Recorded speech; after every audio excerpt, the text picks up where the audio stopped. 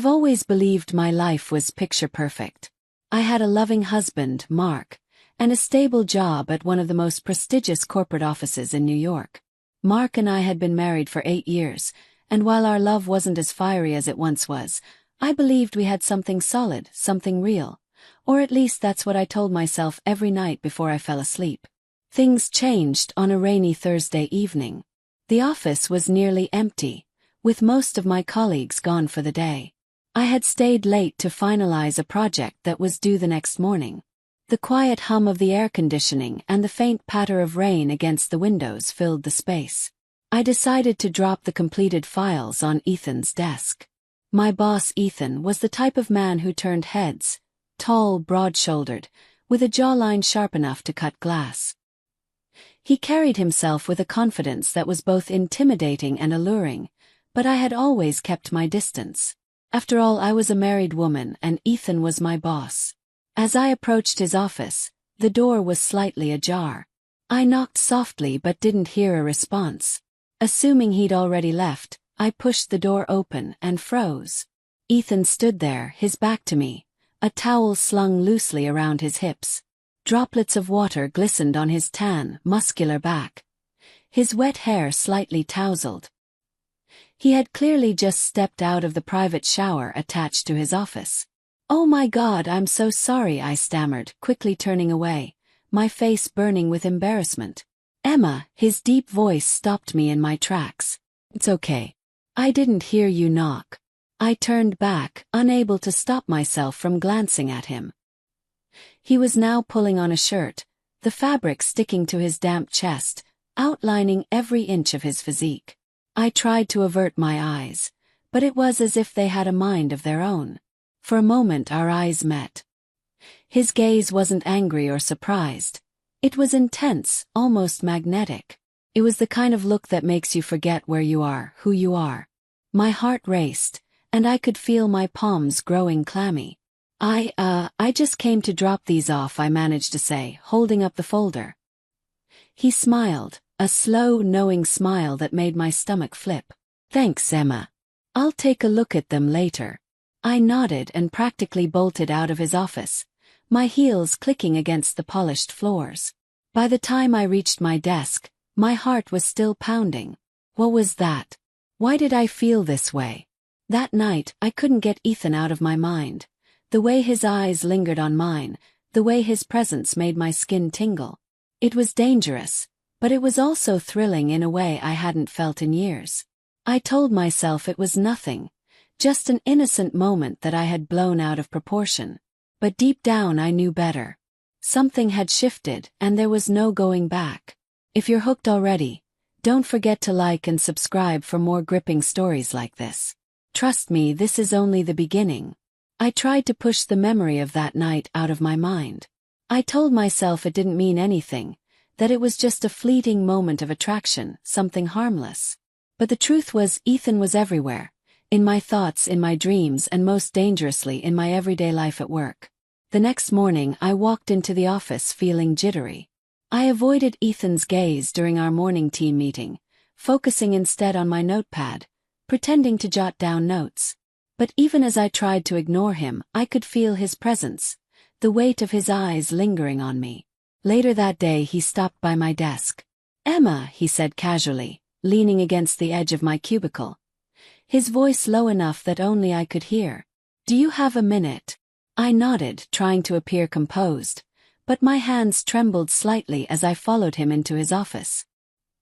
He closed the door behind me and gestured toward the chair across from his desk. "Sit." I perched on the edge of the chair, clutching my pen like a lifeline. Ethan walked around to his side of the desk, but instead of sitting, he leaned against it, his arms crossed, his eyes locked onto mine. "About last night," he began. My heart leapt into my throat. "I'm so sorry," I blurted out. "I didn't mean to intrude." He held up a hand, silencing me. "You didn't do anything wrong," he said, his voice soft but firm. "I just wanted to make sure you were okay." His concern caught me off guard. "I'm fine," I said quickly, though my voice wavered. He smiled, that slow, disarming smile that had been haunting me since last night. But I wouldn't want you to feel uncomfortable around me. The way he said it, his tone so deliberate, so full of unspoken meaning, sent a shiver down my spine. For the next few weeks, our interactions became more frequent, more charged. He'd linger by my desk during lunch breaks, asking about my weekend plans. He'd find reasons to pull me into his office for quick chats that always seemed to last longer than necessary. It was during one of these chats that everything changed. We had both stayed late to finish a project. The office was quiet, the hum of computers the only sound. I was sitting across from him, going over the final details of a report, when he reached across the desk and placed his hand over mine. "Emma," he said, his voice low and full of something I couldn't quite place. I looked up, my breath catching in my throat. His eyes held mine, and for a moment, the air between us felt electric. "I can't stop thinking about you," he admitted, his words sending a thrill through me that I couldn't deny. I knew I should have pulled away. I should have told him this was wrong, that I was married, that we couldn't do this. But instead I leaned in, closing the distance between us. Our first kiss was tentative, almost hesitant, but it quickly deepened, becoming something desperate and consuming. That night marked the beginning of our affair. We became experts at hiding it. Stolen glances in the office, hushed phone calls late at night, secret meetings in his car. Every touch, every kiss, every whispered word was a rush, a dangerous thrill that I couldn't get enough of. But as exhilarating as it was, there was always a part of me that felt guilty. Mark didn't deserve this. He was a good man, and I hated lying to him. But every time I tried to end things with Ethan, he pulled me back, with a look, a touch, a word. The tipping point came one evening when we were in Ethan's office. I was sitting on his desk, my legs dangling over the edge while he stood between them, his hands resting on my hips. We were so lost in each other that we didn't hear the sound of footsteps outside the door. A knock startled us, and we quickly pulled apart, our hearts racing. Ethan opened the door to find one of our co-workers standing there, her eyes narrowing as she took in the scene. She didn't say anything, but the look on her face told me she knew, and for the first time since this all began, I felt the weight of what we were doing, the risk we were taking. Are you on the edge of your seat yet? If you want to know what happens next, don't forget to like and subscribe for more dramatic and captivating tales. I couldn't shake the look on my coworker's face that evening, the way her eyes darted from me to Ethan, the slight smirk she gave as she walked away. It sent a chill down my spine. She knew, there was no way she didn't know. For the next few days, I lived in a state of heightened paranoia. Every time she glanced in my direction, I felt like the walls were closing in on me. She hadn't said anything, but her silence was louder than words. At home, things weren't much better. Mark had started noticing my distance. He wasn't the type to pry, but the tension between us was palpable. "Late night again?" he asked one evening as I walked through the door. "Yeah, the team's been swamped," I replied, avoiding his gaze. Mark didn't push further, but I could see the doubt in his eyes. He wasn't a fool. One evening, as I sat on the couch scrolling through my phone, I felt his presence behind me. He leaned over and kissed my cheek. "Who are you texting?" he asked casually, but there was an edge to his voice. "Just a coworker," I lied quickly, locking my screen. "Mind if I take a look?" he asked, his tone still light but his eyes sharp. My heart raced. I'd been careless earlier, and there was still a text from Ethan sitting in my messages. I laughed nervously. "It's work stuff, Mark. You wouldn't be interested." He didn't press the issue, but I could see the doubt growing in his expression. At work, Ethan tried to reassure me. "She won't say anything," he said confidently, referring to our coworker. "She has no proof." But his confidence did little to soothe my nerves. I started noticing the way people looked at us, the way conversations seemed to stop when I walked into the break room, the way whispers followed me down the hall. Then the inevitable happened. One night, Mark came home early from his shift. I was in the shower when I heard the familiar ping of my phone. I didn't think much of it until I stepped out and saw Mark sitting on the edge of the bed, my phone in his hand. "Who is Ethan?" he asked. His voice low and steady but his knuckles white as he gripped the phone. Panic surged through me. "Mark, I can explain." He cut me off, standing abruptly. "Explain what, Emma? That you've been sneaking around with your boss? That you've been lying to me for God knows how long?" Tears filled my eyes. It wasn't supposed to happen. I didn't mean for it to go this far. Mark laughed bitterly, shaking his head. "You didn't mean for it to go this far? What does that even mean? You didn't accidentally kiss him, Emma. You didn't accidentally have an affair." I reached for his hand, but he pulled away. "Mark, please. Love you. This was a mistake, I swear." He held up his hand, silencing me. "Oh, just don't." The pain in his eyes was almost too much to bear. He grabbed his keys and left, slamming the door behind him. That night was the longest of my life. I sat on the couch replaying everything in my mind, trying to figure out where it all went wrong. I wanted to blame Ethan, to say he had seduced me, but the truth was I had made the choice. The next morning I went to work feeling hollow. Ethan tried to talk to me, but I brushed him off. "It's over," I said, my voice cold and distant. He looked hurt, but I didn't care. I had already lost too much. When Mark finally came home, he didn't say a word. He grabbed a few things and left again. I didn't stop him. What could I say that would make any of this better? The house felt emptier than ever without Mark.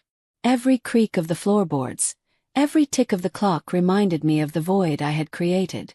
I tried calling him, texting him, but he either ignored me or responded with clipped, emotionless words.